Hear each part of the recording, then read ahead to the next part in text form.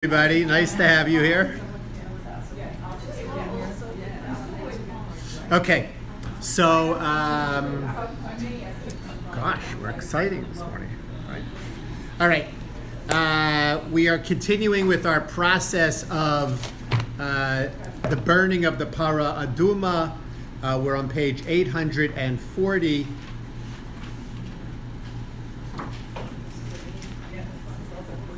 We're going to start with, actually 838, I'm sorry, we didn't get to 840 yet, 878, 838, Pasuk Zayin, verse 7, the Torah tells us, V'chibes bigadav ha-kohen, that the Kohen has to wash his clothing, V'rachatz bisaro b'mayim, and he has to wash his body in water, V'achar yavo el hamachaneh, and afterwards he comes into the camp.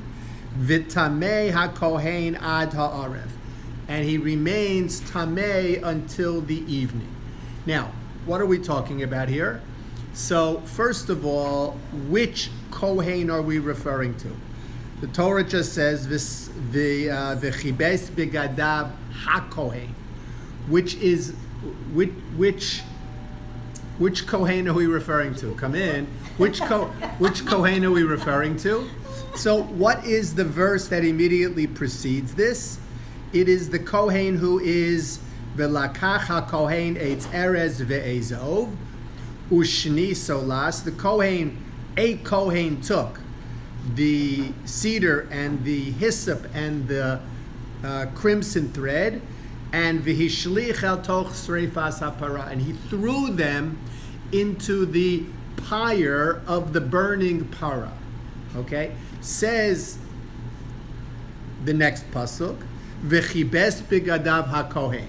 This kohen, who is referred to as the mashlich, he is the kohen who throws these elements into the fire. He has to wash his clothing and wash his body, and then come to the camp, and he is tamei until the evening. Now, why does the Torah have to tell us this? We already know that there's a concept of tuma that's associated with people who are involved with the para. So the idea is, I might have thought that this guy, this Kohen, he's off the hook. If it gets too cold in here, let me know. It's too cold already. I might have thought this Kohen is off the hook. Why? Because he didn't touch the para. Right? He didn't touch the para. All he did was throw something, right? It was the opening pitch of the Yankees game, right? He just threw something into this burning fire. He didn't touch the para in any way. And yet, nevertheless, even though he didn't touch the para, he is nevertheless connected to the para enough simply by throwing these elements in that he becomes tamei, and he has to undergo this process of tahara. The process of tahara, we know that there is, whenever a person becomes tamei, there is a process of tahara that has to be undertaken. The general process of tahara that we are most familiar with is the process of mikvah. Mikvah essentially is defined in the Torah as v'rachatz bisaro b'mayim. That's mikvah. We call it tevilah, but that expression is not used here. It's v'rachatz bisaro b'mayim. He washes his body, basar literally his flesh, he washes his body Bamayim, in water. What kind of water? Mayim chayim, right? Live water. We'll talk a little bit more about this live water component when we talk about the production of the ashes and the water of the para aduma. But he has to immerse his body in live water. Oh, now it's interesting because it doesn't tell us here in this pasuk where he has to wash his clothing. It just says v'chibes bigadav hakohen. So what might I have thought? I might have thought, well, just put it in the washing machine, right? right? V'chibes bigadav, put it in the washing machine, or go to the river and scrub it out, whatever. But doesn't have to be immersed in the mikvah because it doesn't mention mayim here. It doesn't say v'chibes bigadav b'mayim. Although, what else would you sort of wash it in? And even more so, when we look at the next pasuk, we'll see it does mention mayim by both. So Sue's question is a good question. V'chibes bigadav hakohen, is that tevila, or does that mean just cleansing, washing the clothes because they became dirty?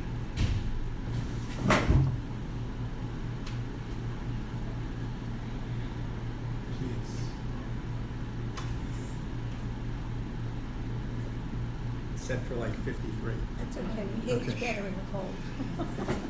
Okay, so we will ultimately learn that even here where it says v'chibes bigadav hakohen, we are referring to a mikvah, that his clothing has to go into the mikvah. We'll see why in the next pasuk it specifies mayim, but the washing of the garments here, right, is considered a process of tahara. We don't have that anymore because our clothing, all of our clothing is tameh, basically, right? We don't have this concept of tahara by clothing because tahara by clothing is irrelevant for us today. But in those days, if the clothing was tameh, then and you immersed yourself and then you put on that clothing, that would be problematic. So we have this element in the days of Tuma and Tahara, not the Tuma and Tahara that we have today, but in the days of Tuma and Tahara of Tanakh, we have this idea of clothing having to be immersed in a mikvah. Okay. Is this an example of like a Gzera Shava, that just like the body is immersed in a mikvah with this language, and the language is the same for the... Well, the language is actually not the same because except v'chibes. But in the next pasuk, b'mayim. Correct. We'll learn backwards to that. Yes, the fact that it's both. Okay, I mean the actual wording for immersing clothing is kibes, and the wording for immersing your body is rachatz. Right. So different wording is used, whether it's referring to clothing or whether referring to a body, a person. Okay. And we'll talk about why that might be. So that's the general idea, that tahara is brought about by going into the mikvah. But tahara is not just brought about by going into the mikvah. So for instance, if a woman would go to the mikvah early, before nightfall, would she be tahora? In other words, would she be able to engage in relations with her husband?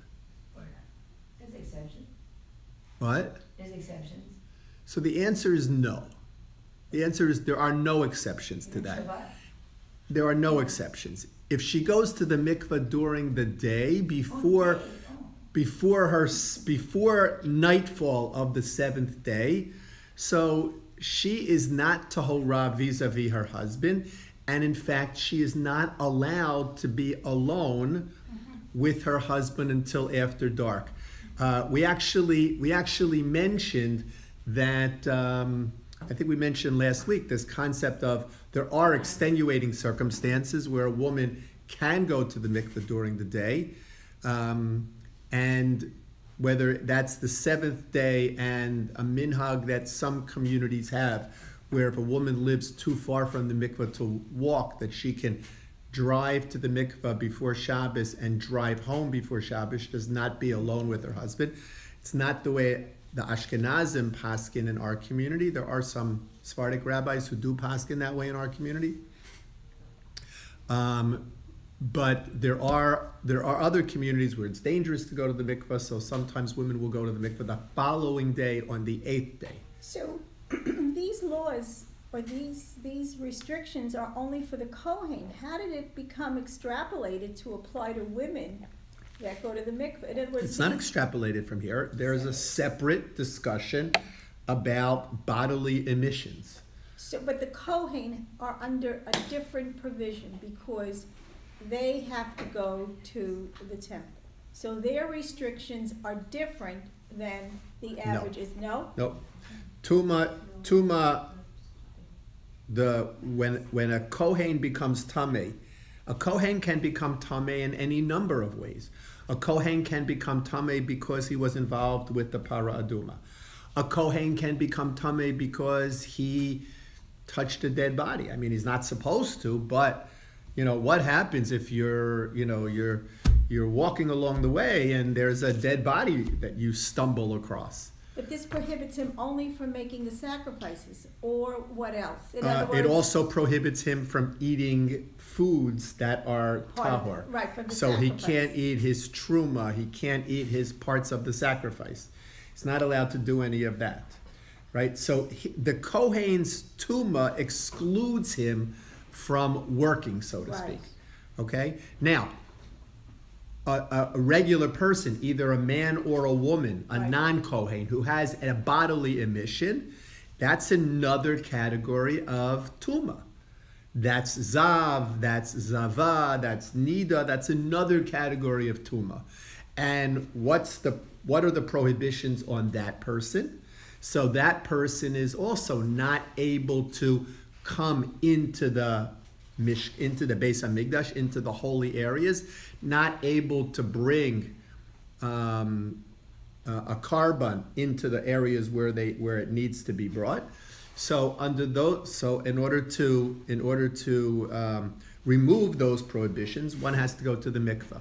Additionally, in Nida, there is a further prohibition because of being intimate or physical even with your spouse, because of the transmission of that tumah. Okay. So these are concepts of tumah. Tumah and tahara applied to kohan. This tumah is unique because this tumah is not a tumah that comes about because somebody touched a dead body. This is not a tumah that comes about because somebody had a bodily emission. This is not a tumah that comes about because of tsaras. This is a tumah that comes about specifically because of the para aduma. Because they were involved in the para aduma, they are tameh. Now, this only starts once the para aduma is burned. Because up until that point, it's like any other carbon. Meaning, I bring a carbon to because I want to come close to a Kadosh Baruch Hu. Right? I bring a carbon. That carbon has to be shechted. The paraduma was shechted. The blood has to be sprinkled. The blood of the paraduma was sprinkled. What's the difference? Where and what part of the process does the paraduma become different from all other carbonos? When it is completely burned. Because even a carbon ola, which was completely consumed on the mizbeach, the skin was not. The skin, right, of the ola was given to the kohen, right? So this is the only sacrifice that was completely consumed from everything, completely consumed in fire. So as a result of that, from the fire and onwards, it achieves its identity as a para aduma. I mean, even though it's a para aduma, we know it's a para aduma. They're shechting it outside of Yerushalayim on Har HaZeisim. So we know that it's a para aduma. Everybody can see it's a para aduma. But its distinction from a perspective of avoda doesn't happen until the burning starts. When the burning starts, so then the Kohanim who are involved become tameh. What's interesting is Clothes and the Kohen. what? The clothes and The Kohen becomes tameh, and accordingly, any clothing that he is wearing becomes tameh. It's not because anything splattered on his clothing. It's not because his clothing smell like the barbecue. When you go out and barbecue, you come in. It's right. It's not for any of those reasons. he becomes tameh because he's been now associated with the para aduma, and because he is tameh, the clothing that he is wearing becomes tameh. Right? Clothing that he is wearing becomes tameh. Okay. Interestingly, first the fire was started, the para was put in the fire, and then they threw the hyssop and cedar and wool into the fire. But what's the order of tahara? The order of tahara is different. Who are we told about first?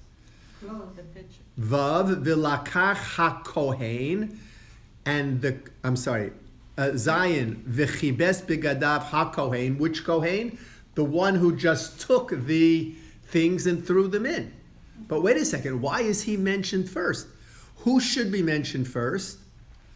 Pasuk 8. What does Pasuk 8 say? V'hasoref osa yechabes begadav b'mayim. Right? The person who burnt. What happens first in the process? Does the thrower go first or does the burner go first? The burner goes first. Lights the fire, right? He goes first. And therefore, when it comes to the process of tahara, we would expect that the Torah would mention it in the same order. First, the burner becomes tahor, and then the thrower becomes tahor. Doesn't mention it in that order. Why? So the Medrash wants to say, because who finished their job first? In between the bread. Who finished their job first, the thrower or the burner? The burner. The burner. No, the thrower, because what the he throws burner has is to be not burned. finished until the whole thing is consumed. What The burner has to make sure he's got to stir up the ashes. Okay. He has to move the para around. He's got to do all of those things. You know, it doesn't happen right away, right? When I barbecue, it happens right away. Everything gets burnt right away. All right? But normally, right, a normal person barbecues, it takes time, right? These things take time to, right? So a para is a big animal. It's going to take time to be completely consumed by the fire into ashes. So the soref is not done until it's completely consumed. The mashlich, the one who's throwing it in, how long does that take? Right? How long does it take to throw out that first pitch? Right? He throws it in, right, directly into the fire, as we learned even last week, directly into the innards of the para aduma. He throws it in, and he's done. And now he's done. That's why the Torah deals with him. That's why the Torah deals with him first. Yeah. I wish you could take off the tape because I have a very stupid question. I think I see trees, but I don't see the forest. With the paraduma, every time you have a paraduma, you have to go through this. Every time this appears in nature, you have to go through this process. Or do you seek out a paraduma? Is it done? I know it's a hope, but is the agenda to gather enough ashes for future purification use? I'm just lost. Okay, so the only reason that we need the para aduma is to create ashes Okay. that would be used to purify a person who came into contact with a dead body or came into proximity to a dead So body. this is a We process- actually haven't learned that yet. But this is a process that will create like a storehouse of such. Correct. A storehouse of ashes that will last. But you said there were only 9 instances of it. There were only 9 para adumas that we have had historically. From this first one in the days of Moshe to the last one, which would have been in the end of the Bayesheni. Excuse me. We've only had No, 9. It's not a stupid question. We've only had 9. So let's say, hypothetically, there was some process of crossbreeding like Yaakov had with Lavan, and they had a whole flock of paradumas. You'd be obligated to do it to all of them? No. No, only people. Only as many ashes as you need. So you would, in other words, it's not the para aduma that generates the. Not the paradumas. It's not the paraduma that generates the chiyuv. It's the state of tuma that generates the need for the ashes of the paraduma. If you, let's say you had a whole flock of paradumas, Right. which you wouldn't have, Right. but let's assume that you had a whole flock of paradumas, which brings up an interesting question. Can I genetically create a paraduma? But let's say I have a whole flock of paradumas, all right? Or a whole herd, as the appropriate term might be. So I don't need to kill all of them. I only need to produce as much ash as I need to create enough mixture as I need to purify the people who are Tamei Meis. Now, one would imagine that when the third Beis HaMikdash is built, and basically everybody is going to have to undergo this process of Tahara, we're going to need a lot of ashes to be able to do that. But Right? they're symbolic. We're going to need a lot of ashes. Now, again, we haven't learned what's the ratio of the mixture. And In who other words, determines the inventory? How is that determined? we're going to talk about where it's we didn't get stored. to it. Right. We're going to talk about where the ashes are stored. We're sort of putting the cart before the horse here. We're discussing the para aduma, but we haven't even learned in Chumash why we need the para aduma. And we haven't learned what happens to the ashes of the para aduma. So the fact that you don't see the forest is just because we're not looking at the forest yet. This is also a fence or a measure to protect people. Like we have monotheism. All along we've been developing that there's one God. We go against religions that have more than one God. We've seen that. There were also religions that worship the dead. I mean, the Egyptians would worship their dead. They would think they'd come back to life. This is a way of preventing anything like that from happening, because if you put a taboo or a fear that you are outside the society, if you dare to even keep corpses, way they're buried. Keep them in the freezer. So however different cults or tribes would do it, this is separating the Jews from that kind of Right. We're gonna when we talk So about this when is we one talk of about the- tumas mace, we're Mhm. gonna talk about this is a strange this tumas mace is a strange concept. Right. Right? It's not so strange for us because we don't generally have that much contact with the dead. People generally don't die at home. They die in hospitals, they die in nursing homes, Quickly, they right? die. Yeah, in other words, it's I shouldn't say it's very rare, but it Very is quickly. rare. Very What? quickly. Very quickly. Right, but it is rare today that right, we go to the funeral, we go to the grave, but our connection to a dead body is minimal. There are halachos about what happens when a person dies, because why are there halachos like that? Because people would die at home, right? They would die surrounded by their family. They would die being taken care of by their families. There were no hospitals, there were no nursing homes. You died at home. And then people had to deal with that death at home, and Tumah became a real issue. So we're going to talk about this concept of Tamei Meis, which for us doesn't seem unusual because we're like hands off, like that's like the idea. Like if you're a Chevra Kadisha member and you do Tahara and you're moving dead bodies around, so you're a little bit, you're a little bit on the edge. But for the average person, I don't want to have anything to do with a dead body. That's how we think. But we'll see that perhaps that wasn't the way we always thought. Okay. So Rashi is very bothered by the order of words in this pasuk. He's very bothered by it. What are the order? So let's look at the steps. Step number 1, v'chibes bigadav hakohen. Step number 1 is he has to immerse his clothing. Step number 2, v'rachatz bisaro b'mayim. He has to immerse his body. Step number 3, v'achar yavo el hamachaneh. He's allowed to come into the camp. Step number 4, v'tameh hakohen ad ha'arev. So Rashi says, wait a second. Fourth one is the question? Well, 3 and 4, according to Rashi. Rashi says 3 and 4 are mixed up. Let's just look at the language that Rashi uses, okay? Rashi says,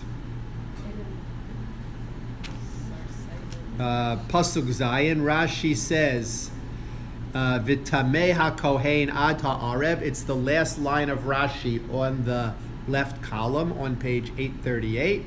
Rashi says, Sarsehu vidarshehu. Right? Sarsehu means turn them around, switch them, vidarshehu, and interpret them, to mean V'tamei ad ha'erev. First, the statement is the person is tamei until evening, v'achar yavo el hamachaneh, and then he can come into the camp. Okay, which camp are we talking about? What's this camp business? It's certainly not summer camp. What are we talking about? So if you remember a Rashi that we learned a little bit earlier, jump back in Chumash.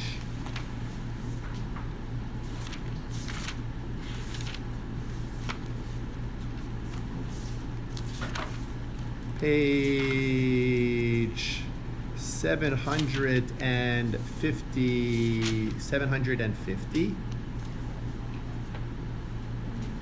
750 at the bottom of the page.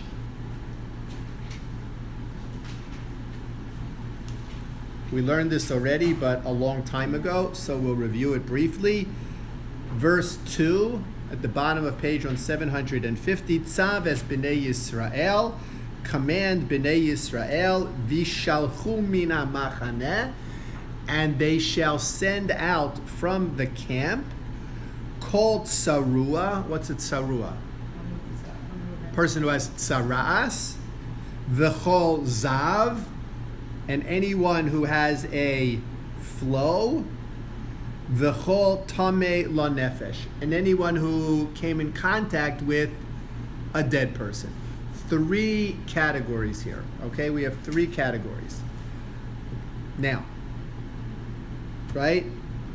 Tsara'as, zav, and tameh mace, if you will. Those 3 categories. So Rashi, look at Rashi on this pasuk. Rashi says, on vishalchu min ha'machaneh, Rashi explains and says, Shalosh machanos hayu b'sha'as chaniyosa. That there were 3 camps when the Jews camped in the Midbar. There were 3 camps. In other words, they would set up camp wherever they stopped. They would set up camp, and there were 3 camps. And we learned this before. Just a little bit, a quick review. Okay, Toch ha'kalayim haya machane shechina. That around the Mishkan, which was in the center, was the machane shechina, that was God's camp, so to speak. That's where the work took place. That's where the avoda, all of the Mishkan related activity took place in the machane shechina, in God's camp. Okay. And then around God's camp, Chaniyas HaLevi'im Saviv, the camp of the Levites was around that camp, right? The camp of the Levites was around that camp, and He Machane Levia. Okay, so we have Machane Shechina in the center, Machane Levia around it, and finally, Umisham v'ad sof machaneh hadigalim lechol arba'a ruchos he machaneh Yisrael. Okay, so that was the machaneh Yisrael outside of all. From the machaneh Leviah to the end was machaneh Yisrael. So imagine 3 concentric circles. Okay, Shechina, Leviah, and Yisrael. So where do we send out this person? Right, Sabes b'nei Yisrael v'yishalchu min ha'machaneh. Send him out min ha'machaneh. Which machaneh? Which machaneh are we talking about here? So we actually learn that there is a descending order of stringency based on the order that's given in the pasuk. So the first one, which is the most stringent, is called sarua. Called sarua, the person who has tsara'as. He goes outside of all of the camps. He's not allowed to be in Machane Shechina. He's not allowed to be in Machane Levia. And he's not allowed to be in Machane Yisrael. He is completely outside, alone, isolated from all the camps. Okay? The second category, the Zav, which is not just a man who has an emission, but anyone who becomes Tomei as a result of a bodily emission, the Zav is not allowed to be in the Machane Shechina, not allowed to be in the Machane Levia, but can be in Machane Yisrael. So in other words, the average person would become Tamei, and they could essentially stay where they were, in Machane Yisrael. A person who had Saras had to go even outside of Machane Yisrael. But a person who had a bodily emission that was a cause for Tuma, that person could stay in Machane Yisrael. Because it's unintentional? It could sometimes be intentional, right? Not because it's unintentional. It could sometimes be intentional, but okay. The third category, which is the least stringent, is Tamei L'Nefesh, which is Tamei Mace. The person who is Tamei Mace either came in contact with a dead body or was in proximity to a dead body. That person is just not allowed to be in Machane Shechina. Could be in Machane Levia or could be in Machane Yisrael, just not allowed to be in Machane Shechina. We know this, by the way, because... He cannot give korban. What? He cannot come in and give Correct. He cannot do anything that is connected to the Mishkan. He can't come in and bring his carbon. He can't do anything For of how that. long? Until he undergoes the process of purification, which we haven't learned yet, so it's a good question. Until he undergoes the process of purification. So, so we know this because what did Moshe take? Where did Moshe live? In the Machane Livia, right? He didn't live in the center. The center was the Mishkan. He didn't live. He worked there, but he didn't live. It's not good to live in the same place where you work, right? He didn't live in Machane Shechina. He lived in Machane Levia, which is because Moshe was a Levi, and even Aharon and his sons, who were Kohanim, were really Leviim. So they all lived in Machane Levia. What did Moshe take out with him from Mitzrayim? What did he carry with him when Bnei Yisrael left Mitzrayim? Atzmos Yosef, the bones of Yosef. You can't get any more Tamei Mace than carrying a bunch of bones, right? That's pretty Tamei Mace. But he was nevertheless allowed to be in Machane Levia, and we have to... What? He was or wasn't? He was. Oh, he's accepted. So a Tamei Mace is not precluded from Machane Levia. It's only precluded from Machane Shechina. Okay, so those are the three levels of isolation. Most stringent Saras, less stringent Zav, Zava, Nida, least stringent Tamei Mace. Now here the Torah says, Vayishalchu min hamachaneh, and the first reference is called Sarua. So what does machaneh in this context mean? Send out from all three camps. Because the Sarua, the person who has Saras, he has to go out of all three camps. So now when it comes to our pasuk, jump back to our pasuk on 838. When it comes to our pasuk where it says V'achar yavo el hamachaneh, well, what are we talking about? Which machaneh? In other words, this Kohen, remember, went outside of Yerushalayim to shecht this carbon, or to shecht and to prepare the paraduma. Right? On Har HaZeitim. Right? On Har HaZeitim. Okay? He's out there. Now, and he becomes Tamei. So where can he go after he becomes Tamei? Could he go into Machane? He can go back to the Shekhinah. He did a holy ritual. No, he can't. That's what we're being told here. He can't go. He's Tameh. He has to. He's, by definition, he's excluded from something, but we don't know what he's excluded from. It's not clear from the pasuk. Rashi says that the reason that the pasuk emphasizes HaKohen v'chibes begadav HaKohen v'rachatz b'saro. Why does it say HaKohen? To tell us that he is only excluded from the Kohen camp. What's the Kohen camp? We didn't learn there was a Kohen camp. The Machane Shechina. Right? The Machane Shechina is the Kohen camp. So he's only excluded from the Kohen camp. He can, even though he's Tameh, he can go into the Yisrael camp. Even though he's Tameh, he can go into the Leviah camp. He just can't go into the Machane Shechina. He can't do his work in the Mishkan or in the Beis Hamikdash. What I described to you about the camps was how they worked in the Midbar. But there were also 3 camps in the Beis Hamikdash.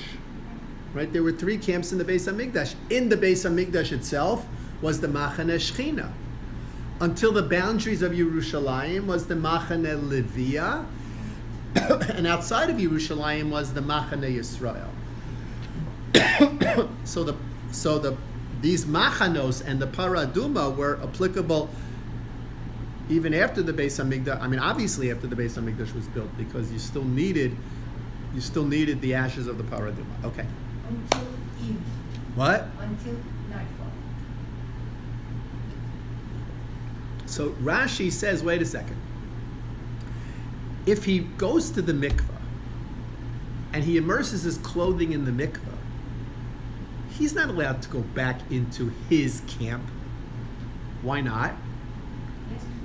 He has to wait until nightfall. Because we learn that nightfall is an important component of this tahara process. So Rashi says, Sarsehu vidarshehu. In other words, Rashi says, you have to switch it around. The way in which the pasuk needs to be interpreted is immerse your clothing in a mikvah, immerse your body in a mikvah, wait until the evening, and then come into the machane of Shechina. Yeah, in other words, If you don't switch it around and you interpret Machane as Leviah, the order makes sense.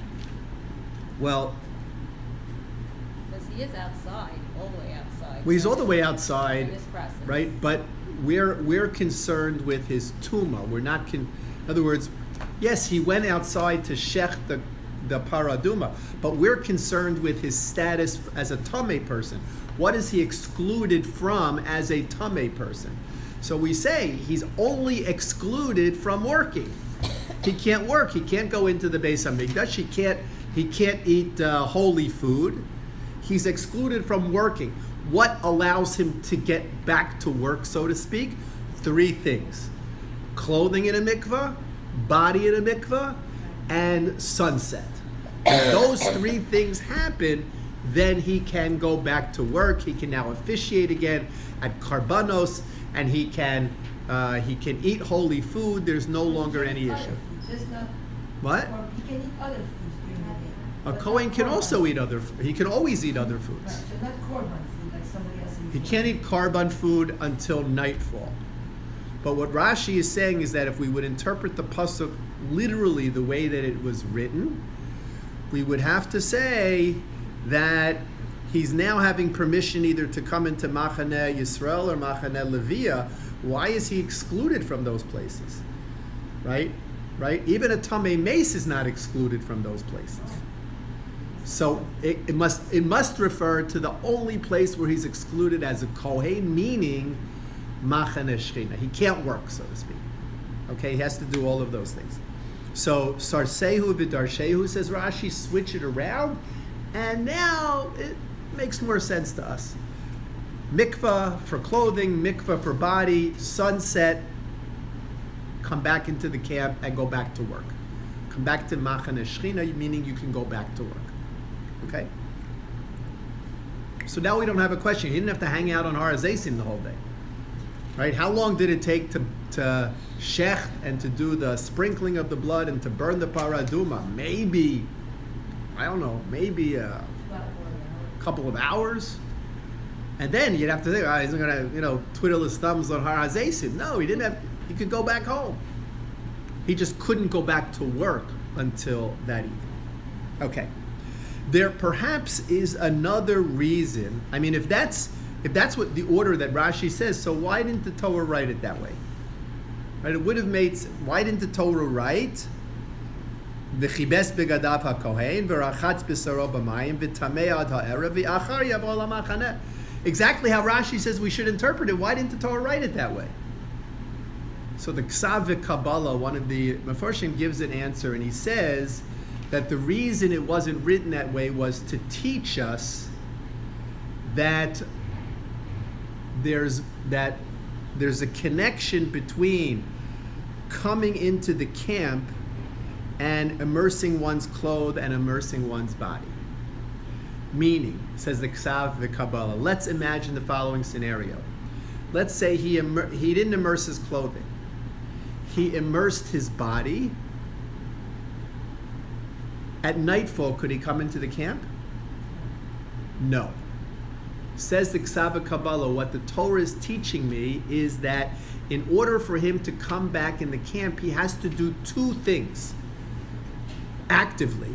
He has to immerse his clothing and he has to immerse his body. Until he's done that, he can't come into the camp. Says the Ksav Kabbalah, that's why it's written that way.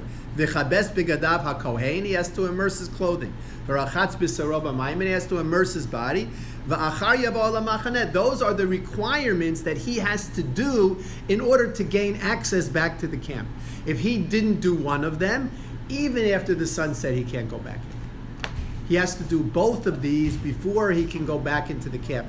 That, says the Ksav Kabbalah, is why the phrase Va'achar yavo lamachaneh is out of place. It's why it's not at the very end of the pasuk where Rashi says it should be. It's out of place because it's teaching us a separate lesson. It's teaching us this lesson that he has to actively immerse his body and immerse his garments before he can come back into the camp. Does he wear those garments back into the camp, the same garments? No, not necessarily. So, no, I'm serious, Unless because you have a change of clothes. if he had pure clothing or white clothing or untouched clothing, he could still do the same acts, but he puts on different clothes, so I'm not clear. But it doesn't why- matter. That's the whole point. In other doesn't. words, So what- that's exactly what the Ksav Kabbalah is saying, meaning that until the process of Tahara is finished, meaning even if he has other clothes in his closet, right? He has perfectly Tahor clothing in his closet. So let's say he goes to the mikveh, and then he runs quickly back to his house naked, right? Or the mikveh was in his house and he just runs upstairs and he puts on Tahor clothing. So maybe you would say, okay, he can go back to work. Right. And the answer is no, he can't. He can't go back to work until he has finished. Even at nightfall, he couldn't go back to work. He can't go back to work until he has completely erased his connection to the para aduma. So even if he has other clothing at home, which of course he did, Or if he burnt those clothes, or even if he burnt that, if he destroyed that clothing, that's a different story. If Okay. he destroyed that clothing, burning clothing destroys the But tumah. it's not just clothing, isn't it Big Day Kahuna? He's wearing special clothing. Right, So right, you can't just toss okay, it. so. right, right. The Kohen knew themselves, it's something that we test with them, Now, we could assume that a regular Kohen had multiple sets of Big Day Kahuna, Right. right? Multiple, first one's wearing blood over everything, multiple sets of Big Day Kahuna, right? Right. Right, the Kohen Gadol didn't have multiple sets of his Big Day Kohen Gadol. Because didn't he have all those? Right, he had- yeah, silver right. and the bells? So, The Kohen Gadol didn't have somebody follow him and help him all the way. I'm sure he did, A so ballet. probably, Intended. You know, I don't know, so probably, it makes What's a good butler's name? I don't know. James, right? Probably James, Hudson. right? Right? Wasn't there one time an Ask James on the internet before Google or something? I don't know. So what is the issue with the clothes? Jeeves, right? What Jeeves. is the issue with the clothes absorbing the tumor? How does this affect? I mean, this tumor is like this air that comes and just Nope. sits on you. Nope. Nope. So then why? I'm still back to the clothing. We Okay, know we have to. Tuma is not contagious, right? Tuma is not something that floats in the air, right? You become tame through contact, right? You become tame through contact. Now, that's generally the case of the para aduma was exceptional. So, for instance, the guy who threw it in, he didn't touch anything.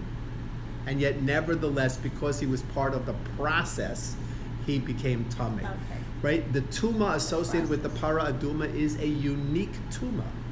It's not like regular tuma. It doesn't fit into any of these other categories of tuma. There are lots of comparisons between the para aduma tuma and saras tuma, especially as we learn through this process of, return. Right? The kohanim who were involved, how they return. Right, the process of Tara, we'll talk about the connection to Tsaras, but it's a different kind of Tuma. A different kind of Tuma. Okay. All right, so now let's go on. The Torah says, Pasuk Ches, V'hasoreif osa. So we had the person who has thrown it in, he becomes Tameh, he has to immerse himself. He has to immerse his clothing, he has to wait until evening. V'hasorefosa, and the person who burned it. The Medrash says, who is the person who burned it? Listen to the wording of the Medrash. The Medrash says, right? Hu hasoreif, what does it mean? So it's the person, zeha misayeya bisreifa. Anything that has to do with the burning is included in this. What could that be? Kagon hamahafech babasar, right? You got to flip the hamburgers, right? So you have to turn the para, right? You have to move it around so that it will all be consumed on the fire, right? Hamahafech babasar, v'hamashlich eitzim, right? You have to put more wood in the fire to keep it burning so that it doesn't go out because it has to consume this para. And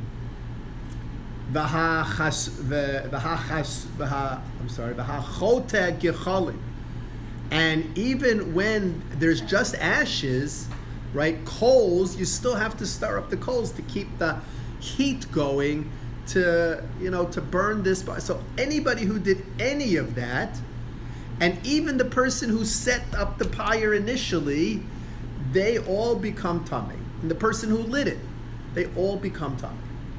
All of these people become tameh, but we're talking about a number of people here, right? This process of the para aduma resulted in tuma of any number of kohanim. In other words, wasn't just one kohen who became tameh, Seems like it increased it. right? The tuma spreads now, right? Anybody who had anything to do with the burning. Now it could be one, but unlikely it was one. Wood had to be added and stirred, and the fire had to be maintained, and the animal had to be moved around. Probably more, right? So all of those individuals are included in this v'hasoreif osa, the ones who burned it. Okay, so they have to do excuse me. They have to do a similar thing. Yechabes bigadav b'mayim v'rachatz b'saro b'mayim v'tamei ad ha'arev, and they become tamei until the evening. Excuse me. Interesting to note, in the previous pasuk it says v'chibes bigadav, but it doesn't say mayim. In our pasuk it says v'chibes bigadav b'mayim. Right? V'chibes bigadav b'mayim. Okay, so what do we learn from here? So the Meforshim, what? No, it's all. It's all the same mayim, but what might we have thought? Right? In other words, we might have thought, who needs more mayim? Or I should say, what needs more mayim? A body or clothing? What? A body, right? In other words, think about it for a second. Would you immerse yourself in the Kalim mikvah? I mean, that's not a pretty thought, right? It's not a pretty thought for lots of reasons, But it's space-wise, it works. right? Would you immerse yourself in the Kalim mikvah? It would be very hard to do, even space-wise. It would be very, very hard to do, right? Technically speaking, it could be done, right? Technically speaking, it could be done. We have more water in the Kalim mikvah than is required. So technically speaking, it could be done, but it'd be very hard. What the pasuk is telling us, according to the Medrash, is that the clothing needs to be immersed in the same mayim that the body needs to be immersed. Right? In other words, you have to use the same mikvah spacing for the immersion of a body as you need to do for the immersion of the kalim.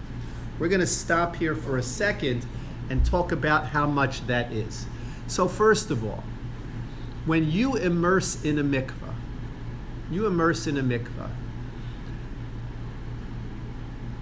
are not immersing in rainwater. You're not immersing in live water. The water that you hit when you go down the steps of the mikvah, that did not come from the sky. Well, it came from the sky, but that did not fill up when last time it rained. Right? Where does that come from? The water that you immerse in is water that comes through the city's water supply. Right? It comes through the city's water supply. And if you look in the walls of the mikveh, you will notice that there are various holes in the walls of the mikveh. And the water has to be above those holes in order for you to be tovel in the mikveh. If you ever notice that the water is beneath the holes or in the middle of the hole, there's a problem. It has to be above the holes. What's on the other side of the holes? Did you ever stick your hand in there? Right, what's on the other side of the holes? It's supposed to be free. More water. More water. Right? There's another cistern on the other side of the holes where there is more water. Rainwater in both of those cisterns. Once the water that comes in from the city mixes with the rainwater by touching, we call it hashaka. Right? From the word nishika, to kiss, right? Once the waters kiss each other, so then the water, the city water, which is the clean water, in the mikvah in which you are immersing yourself, now has the halachic status of rainwater.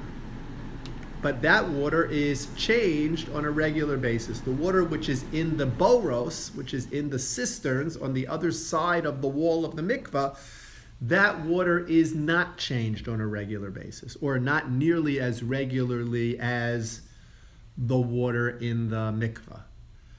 That water is treated to make sure that nothing grows in it, but it's not changed as often as not nearly as often as the water in the place where you immerse yourself. First of all, there's no drain holes. There's a drain in the mikvah. I don't know if you notice, right? There's a pump. There's a pipe, right, that pumps the water out of the mikvah. There's no drain hole in the mikvah because we don't want to take a chance of anything leaking. There's a pump that pumps the water out. But in the boros, you have to put in a pump. It's a big deal to get the water out, and then you have to wait until it rains before the mikvah can be used again. That's why we don't change the kelim mikvah that often, because once the kelim mikvah is emptied, we have to wait until it rains to fill up that kelim. The kelim mikvah is completely rainwater. We have to wait until it rains to fill up that mikvah.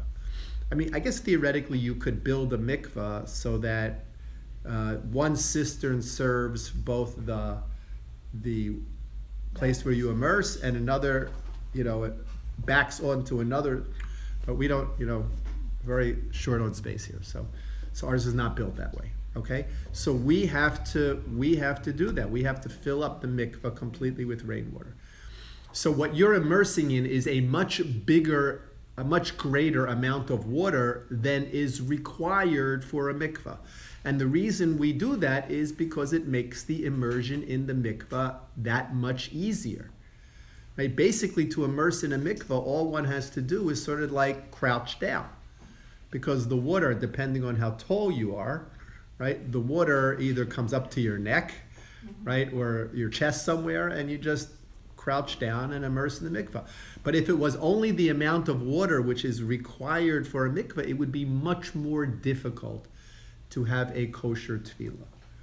Okay, so here what we're being told about the clothing is that the clothing has to be immersed in the same mikvah that the person has to be immersed in.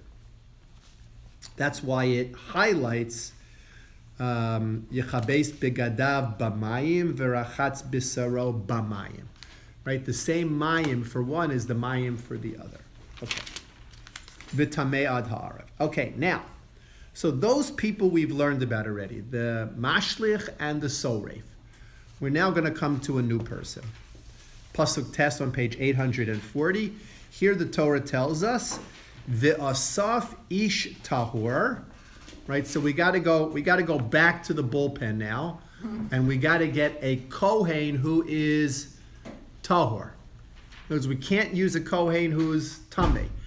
Right, the burners, they're out of the picture. The thrower, he's out of the picture. We have to go back and get a new guy, right? A kohen who is tahor, and what does he do? V'asaf es eitzer hapara. He now has to gather all of the ashes that are, or that result from this fire. Now, the ashes that result from this fire are not just going to be para aduma ashes. The ashes that result from this fire are going to be wood ashes as well. But it doesn't matter, because since it was all involved in the burning of the para, all of these ashes have the sanctity, which we have to talk about, of the ashes of the para aduma. So the para, this huge pile of ashes, is para aduma ashes. It's cedar, hyssop, crimson thread ashes, and it is wood ashes that the wood was used to create the fire. Up to this pasuk tet, all the participants are referred to as either the Kohen Gadol or the Kohen. This is the first time it says ish. Oh, we're going to talk about that. And we're going to talk about why specifically it says ish here. But let's first finish the pasuk and see what happens, okay? So what does he do after he collects these ashes? V'hiniach michutz lamachane. Where do the ashes have to go? Michutz lamachane. They have to be put outside of the camp. Again, They're already outside. what? It's already outside. Right, but now they're being stored. So where are they being stored? Let's look at Rashi. V'hiniach michutz lamachane. Rashi says, Lishlosha chalakim michalka. He would divide the ashes into 3 groups. Echad nasan bahar hamishcha. One group of ashes would be left and stored on Har Hazeisim. V'echad mischalek l'chol hamishmaros. And one of them would be divided up among all of the mishmaros. We've spoken about mishmaros before. All of the categories of Kohan, all of the families of Kohanim. V'echad nasan bachel. And one of them would be kept in the Mishkan. Right? So there were 3 groups, and from those 3 groups, the group that went to the Kohanim was divided up among the Mishmaros. So everybody, there were plenty of ashes to go around. Right? That everybody had some of the ashes of the Paraduma. Everybody had. And Why would the Kohanim ever be involved in the tabernacle store for them? what? Why would there be a storage for the Shmer Kohanim? Because remember, the Kohanim did not live in Jerusalem necessarily. The Kohanim lived all over Israel. Yeah. And people became tameh, They take it with it there? yeah. Right? They became tameh all over Israel. There were mikvahs all over Israel. Whenever you go in Israel, you know, there are ancient mikvah here and ancient mikvah here. There are mikvahs all around. So this ability to be mitaher people was spread around as a result of this. Okay. Now, let's just finish the pasuk. It had to be kept bimakom tahor, in a place that was tahor. We have to talk about what that means. V'hayisal la'adas b'nei Yisrael mishmeres, and it would be a safeguard for the Jewish people. Are the Jewish people safeguarding the ashes, or are the ashes safeguarding the Jewish people? I have to talk about that. Lemei nida chatas hi. It would be set aside lemei nida for the live waters, right? Chatas hi, it is considered a chatas, a carbon chatas. Okay. And lost, What? and lost. Yeah, we're gonna have to go back and go through all of this pasuk and understand it. But we'll stop here for today and go through it a little bit more. Thank you. Okay, everybody have a good day.